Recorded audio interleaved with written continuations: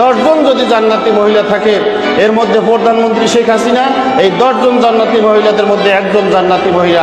ভাইরা আমার, আমি তো বলি 10 জন জাহান্নামী মহিলা যদি থাকে, তার ভিতরে একজন হচ্ছে প্রধানমন্ত্রী শেখ হাসিনা। হ্যালো কাকু, মুই আয়া পড়ছি। 10 জন যদি জান্নাতি মহিলা থাকে, এর মধ্যে প্রধানমন্ত্রী শেখ হাসিনা, এই 10 জন জান্নাতি মহিলাদের মধ্যে একজন জান্নাতি মহিলা। জোরে বলেন ঠিক কিনা?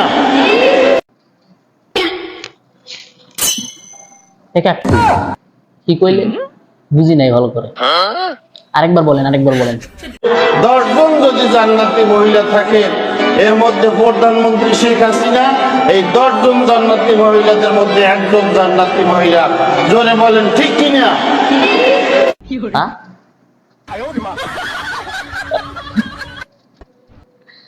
আসলে কাকু, আপনি কি বাংলা খেয়ে আসছেন?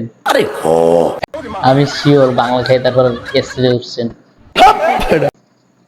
মানে বুঝলাম না, মানে জান্নাত কি আপনার আব্বার নাকি না আপনার দাদার? যে বললেন আর হয়ে গেল, আপনি বললেন আর হচ্ছে আসে না জান্নাত চলে।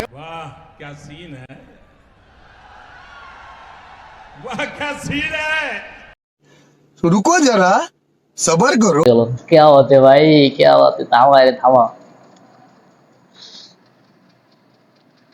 ভাইরা আমার, আমি বলি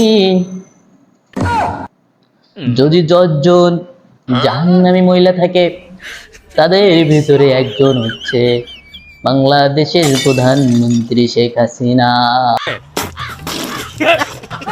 ঠিক কিনা?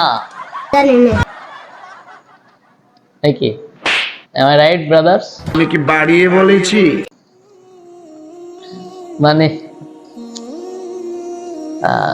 দর্শক কি বলবো, কিছু কিছু আলেম ওলামাদের জন্য ঠিক আছে, কিছু কিছু আলেম ওলামাদের জন্য সব আলেম ওলামাদের বদনাম হয়।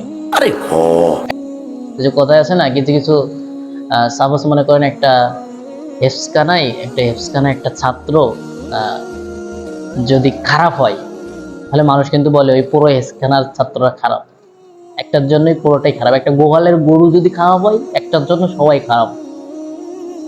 মানে কি একটা বক্তব্য দিছি যে মাননীয়, মানে 10 জন যদি জান্নাতি মহিলা থাকে, তাদের ভিতরে একজন হচ্ছে মাননীয় প্রধানমন্ত্রী শেখ হাসিনা। কোন অ্যাঙ্গেল দিয়ে মনে হইলো ভাই? আমার তো মনে হয় 10 জন যদি জাহান্নামী মহিলা থাকে, তার ভিতরে একজন হচ্ছে শেখ হাসিনা। আমি কি বাড়িয়ে বলেছি?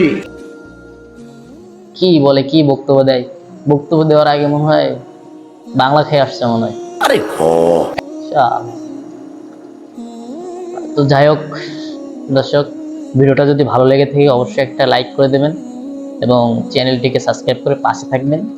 দেখা হবে নেক্সট ভিডিওয়। ততক্ষণ সকলেই ভালো থাকুন, সুস্থ থাকুন। খুদা হাফেজ, আসসালামু আলাইকুম।